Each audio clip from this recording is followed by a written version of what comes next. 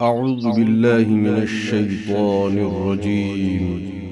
بسم الله الرحمن الرحيم. الحمد لله الذي أنزل على عبده الكتاب ولم يجعل له عوجا قيما لينذر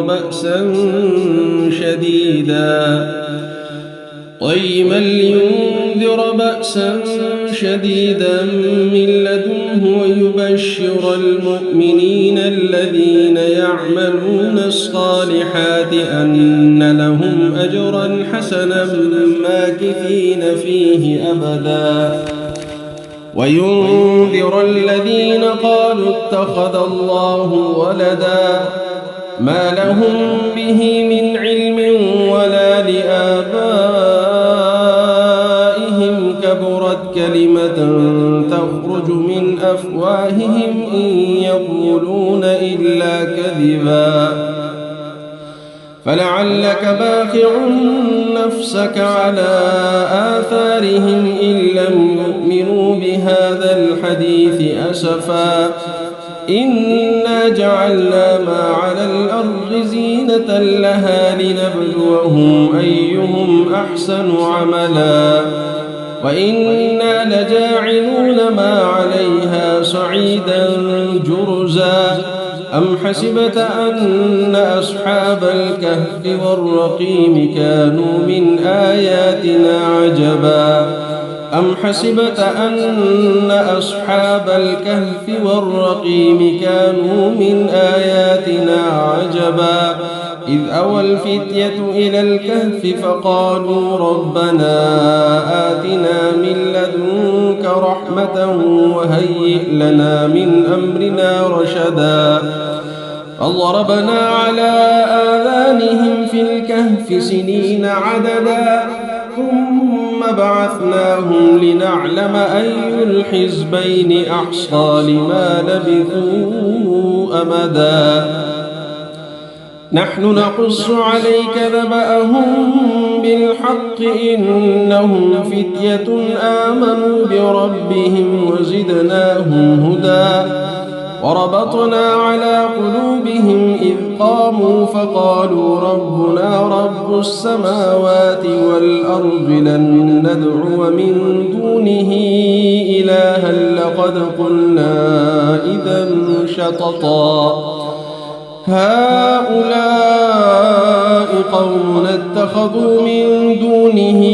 آلهة لولا يأتون عليهم بسلطان بين فمن أظلم ممن افترى على الله كذبا وإذ اعتزلتموهم وما يعبدون إلا الله فأووا إلى الكهف ينشر لكم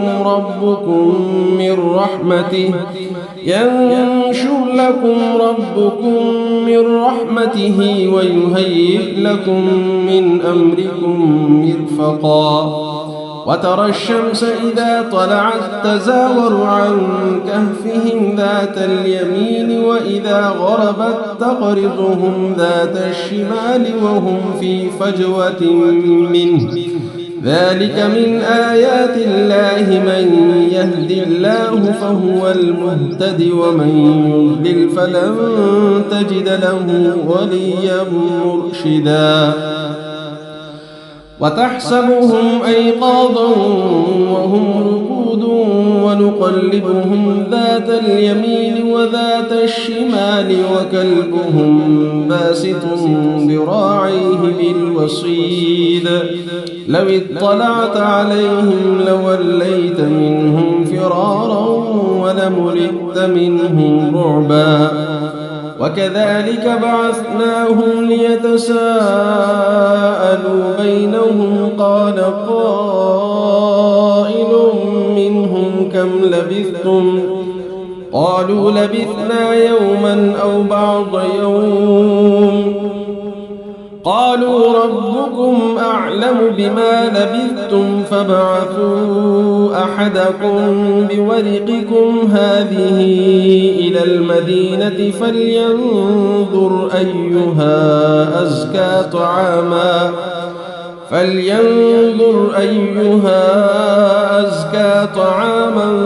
فليأتكم برزق منه وليتلطف ولا يشعرن بكم أحدا إنهم إن يظهروا عليكم يرجموكم أو يعيدوكم في ملتهم ولن تفلحوا إذا أبدا وكذلك أعثرنا عليهم ليعلموا أن وعد الله حق وأن الساعة لا ريب فيها إذ يتنازعون بينهم أمرهم فقالوا ابنوا عليهم بنيانا ربهم أعلم بهم قال الذين غلبوا على أمرهم لنتخذن عليهم مسجدا سيقولون ثلاثة رابعهم كلبهم ويقولون خمسة سادسهم كلبهم رجما بالغيب ويقولون سبعة وثامنهم كلبهم قل ربي أعلم بعدتهم ما يعلمهم إلا قليل فلا تمار فيهم إلا مراء ظاهرا ولا تستفت فيهم منهم أحدا ولا تقولن لشيء إني فاعل ذلك غدا إلا أن يشاء الله واذكر ربك إذا نسيت وقل عسى أن يهديني ربي لأقرب من هذا رشدا ولبثوا في كهفهم 300 سنين وازدادوا 9 قل الله أعلم بما لبثوا له غيب السماوات والأرض أبصر به وأسمع ما لهم من دونه من ولي ولا يشرك في حكمه أحدا واتل ما أوحي إليك من كتاب ربك لا مبدل لكلماته ولن تجد من دونه ملتحدا واصبر نفسك مع الذين يدعون ربهم بالغداة والعشي يريدون وجهه ولا تعد عيناك عنهم تريد زينة الحياة الدنيا ولا تطع من أغفلنا قلبه عن ذكرنا واتبع هواه وكان أمره فرطا وقل الحق من ربكم فمن شاء فليؤمن ومن شاء فليكفر إنا أعتدنا للظالمين نارا أحاط بهم سرادقها وإن يستغيثوا يغاثوا بماء كالمهل يشوي الوجوه بئس الشراب وساءت مرتفقا إن الذين آمنوا وعملوا الصالحات إنا لا نضيع أجر من أحسن عملا أولئك لهم جنات عدن تجري من تحتهم الأنهار يحلون فيها من أساور من ذهب ويلبسون ثيابا خضرا من سندس واستبرق متكئين فيها على الأرائك نعم الثواب وحسنت مرتفقا واضرب لهم مثل الرجلين جعلنا لأحدهما جنتين من أعناب وحففناهما بنخل وجعلنا بينهما زرعا كلتا الجنتين آتت أكلها ولم تظلم منه شيئا وفجرنا خلالهما نهرا وكان له ثمر فقال لصاحبه وهو يحاوره أنا أكثر منك مالا وأعز نفرا ودخل جنته وهو ظالم لنفسه قال ما أظن أن تبيد هذه أبدا وما أظن الساعة قائمة ولئن رددت إلى ربي لأجدن خيرا منها منقلبا قال له صاحبه وهو يحاوره أكفرت بالذي خلقك من تراب ثم من نطفة ثم سواك رجلا لكن هو الله ربي ولا أشرك بربي أحدا ولولا إذ دخلت جنتك قلت ما شاء الله لا قوة إلا بالله إن ترني أنا أقل منك مالا وولدا فعسى ربي أن يؤتيني خيرا من جنتك ويرسل عليها حسبانا من السماء فتصبح صعيدا زلقا أو يصبح ماؤها غورا فلن تستطيع له طلبا وأحيط بثمره فأصبح يقلب كفيه على ما أنفق فيها وهي خاوية على عروشها ويقول يا ليتني لم أشرك بربي أحدا ولم تكن له فئة ينصرونه من دون الله وما كان منتصرا هنالك الولاية لله الحق هو خير ثوابا وخير عقبا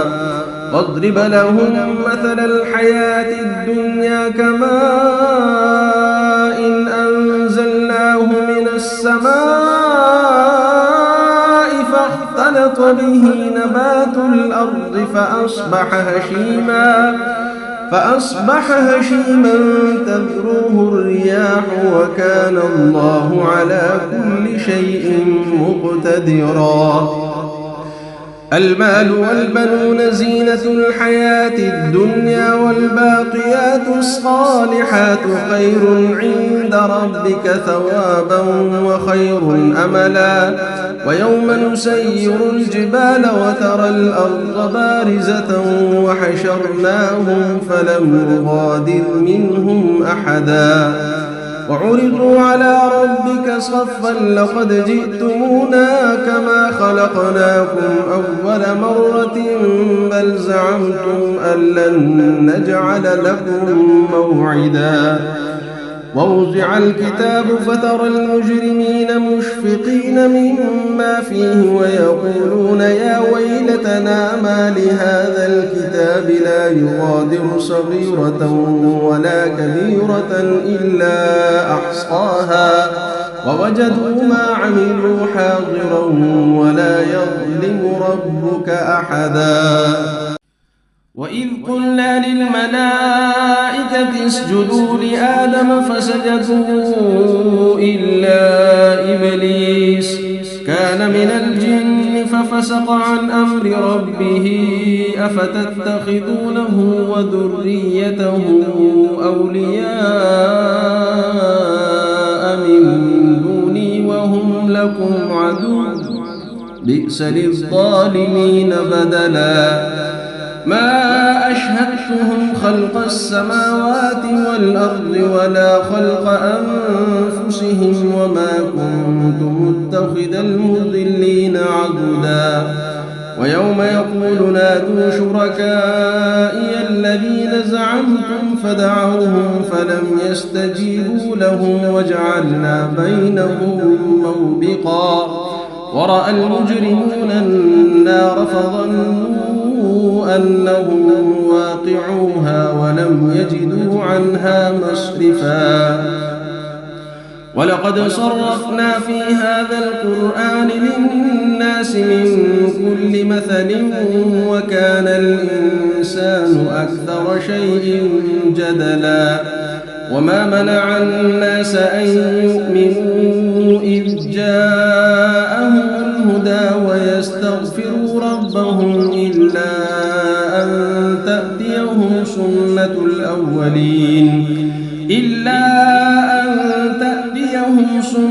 الأولين أو يأتيهم العذاب قبلا وما نرسل المرسلين إلا مبشرين ومنذرين ويجادل الذين كفروا بالباطل ليدحضوا به الحق واتخذوا آياتي وما أنذروا هزوا ومن أظلم ممن ذكر بآيات ربه فأعرض عنها ونسي ما قدمت يداه إنا جعلنا على قلوبهم أكنة أن يفقهوه وفي آذانهم وقرا وإن تدعهم إلى الهدى فلن يهتدوا إذا أبدا ربك الغفور ذو الرحمة لو يؤاخذهم بما كسبوا لعجل لهم العذاب بل لهم موعد لن يجدوا من دونه موئلا وتلك القرى أهلكناهم لما ظلموا وجعلنا لمهلكهم موعدا وإذ قال موسى لفتاه لا أبرح حتى أبلغ مجمع البحرين أو أمضي حقبا فلما بلغا مجمع بينهما نسيا حوتهما فاتخذ سبيله في البحر سربا فلما جاوزا قال لفتاه آتنا غداءنا لقد لقينا من سفرنا هذا نصبا قال أرأيت إذ أوينا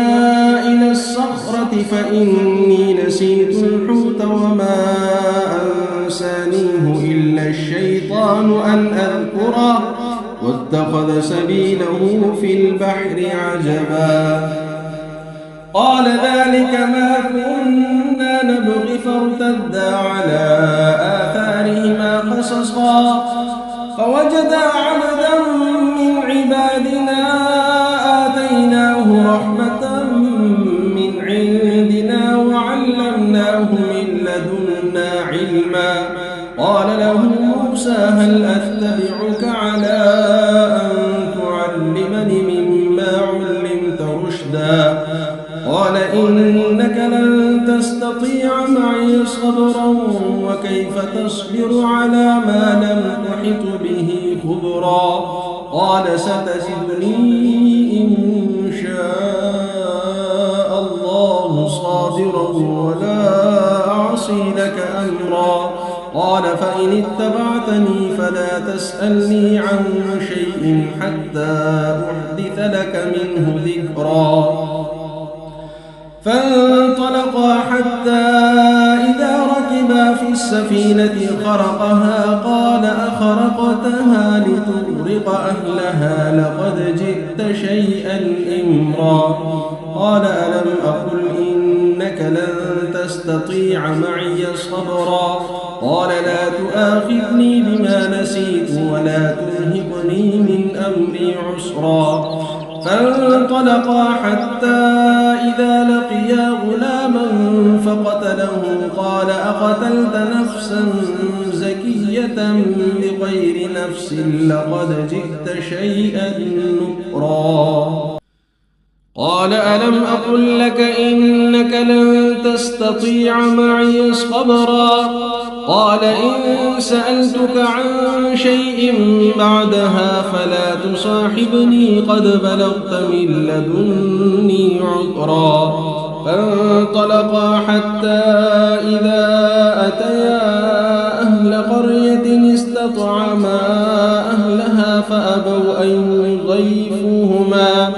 فأبوا أن يضيفوهما فوجدا فيها جدارا يريد أن ينقض فأقامه قال لو شئت لاتخذت عليه أجرا قال هذا فراق بيني وبينك سأنبئك بتأويل ما لم تستطع عليه صبرا أما السفينة فكانت لمساكين يعملون في البحر فأردت أن أعيبها وكان وراءهم ملك يأخذ كل سفينة غصبا وأما الغلام فكان أبواه مؤمنين فخشينا أن يرهقهما طغيانا وكفرا فأردنا أن يبدلهما ربهما خيرا منه زكاة وأقرب رحما وأما الجدار فكان لغلامين يتيمين في المدينة وكان تحته كنز لهما وكان أبوهما صالحا فأراد ربك أن يبلغا أشدهما ويستخرجا كنزهما رحمة من ربك وما فعلته عن أمري ذلك تأويل ما لم تسطع عليه صبرا ويسألونك عن ذي القرنين قل سأتلو عليكم منه ذكرا إنا مكنا له في الأرض وآتيناه من كل شيء سببا فأتبع سببا حتى إذا بلغ مغرب الشمس وجدها تغرب في عين حمئة ووجد عندها قوما قلنا يا ذا القرنين إما أن تعذب وإما أن تتخذ فيهم حسنا قال أما من ظلم فسوف نعذبه ثم يرد إلى ربه فيعذبه عذابا نكرا وأما من آمن وعمل صالحا فله جزاء الحسنى وسنقول له من أمرنا يسرا ثم أتبع سببا حتى إذا بلغ مطلع الشمس وجدها تطلع على قوم لم نجعل لهم من دونها سترا كذلك وقد أحطنا بما لديه خبرا ثم أتبع سببا حتى إذا بلغ بين السدين وجد من دونهما قوما لا يكادون يفقهون قولا قالوا يا ذا القرنين إن يأجوج ومأجوج مفسدون في الأرض فهل نجعل لك خرجا على أن تجعل بيننا وبينهم سدا قال ما مكنني فيه ربي خير فأعينوني بقوة أجعل بينكم وبينهم ردما آتوني زبر الحديد حتى إذا ساوى بين الصدفين قال انفخوا حتى إذا جعله نارا قال آتوني أفرغ عليه قطرا فما استطاعوا أن يظهروه وما استطاعوا له نقبا قال هذا رحمة من ربي فإذا جاء وعد ربي جعله دكاء وكان وعد ربي حقا وتركنا بعضهم يومئذ يموج في بعض ونفخ في الصور فجمعناهم جمعا وعرضنا جهنم يومئذ للكافرين عرضا الذين كانت أعينهم في غطاء عن ذكري وكانوا لا يستطيعون سمعا أفحسب الذين كفروا أن يتخذوا عبادي من دوني أولياء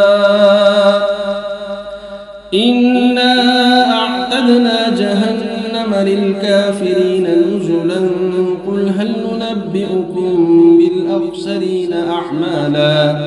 الذين ضل سعيهم في الحياة الدنيا وهم يحسبون أنهم يحسنون صنعا أولئك الذين كفروا بآيات ربهم ولقائه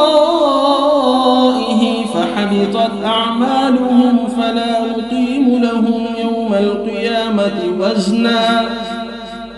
ذلك جزاؤهم جهنم بما كفروا واتخذوا آياتي ورسلي هزوا إن الذين آمنوا وعملوا الصالحات كانت لهم جنات الفردوس نزلا خالدين فيها لا يبغون عنها حولا قل لو كان البحر مدادا لكلمات ربي لنفد البحر قبل أن تنفد كلمات ربي ولو جئنا بمثله مددا قل إنما أنا بشر مثلكم يوحى إلي أنما إلهكم إله واحد فمن كان يرجو لقاء ربه فليعمل عملا صالحا ولا يشرك بعبادة ربه أحدا صدق الله العظيم.